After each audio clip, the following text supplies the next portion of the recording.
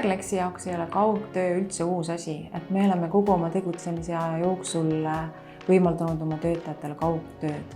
Viimasel ajal küll natukene rohkem, aga kaugtöö on üks osa meie igapäevatööst.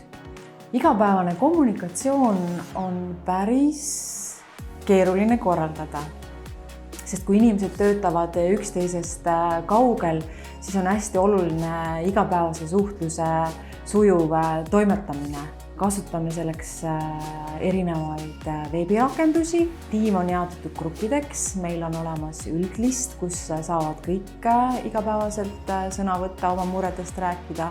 Ja siis on väiksemad grupid, kus me siis projektijuhtidel oma grupp, tõlkijatel, toimetajatel oma grupid ja nii edasi. Loomulikult on ilmselt ka päris palju neid gruppe, millest mina ei tea, aga see polegi oluline.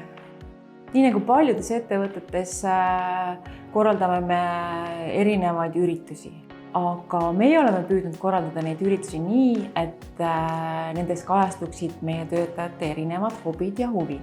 Sellepärast ongi juhtunud nii, et päris tihti leiab meid merelt purjetamas. Kevadeti üritame jõuda Lõuna-Eestisse või kuhugi kaunisse loodusesse, et teha kanuumatkasid. Kuna meil on palju filmihuvilisi tiimis, siis paljud meie üritused on seotud filmidega. Teeme filmide ühisvaatamisi ja käime ka koos kinos. Juhi väljakutsed kaugtöö korraldamisel on täpselt samasugused nagu kõikide teiste töötajate väljakutsed. Põhiliseks probleemiks on see, et me iga päev ei kohtu. Seetõttu jäävad küsimata võib-olla paljud küsimused ja rääkimata päris paljud mured. Me oleme püüdnud seda siis hoida niiviisi, et aeg-ajalt on mingi osa tiimist ikkagi alati kontoris, näiteks koosolekutel, kui on tiimi koosolekud. Meil on projektijuhtide koosolekuks me tuleme kõik kohale, ka need, kes tavaliselt kontoris ei ole.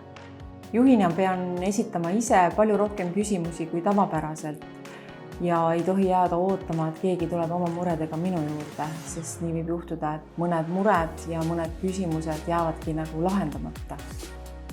Mina arvan, et kaugtöö on tulnud selleks, et jääda, aga samas ma usun, et kaugtööst ei saa domineeriv tööviis, sest meeskonnas töötamine ja vahetud kontakt, seda ei asenda ükski Zoomi koosolek ega Skype'i kõne.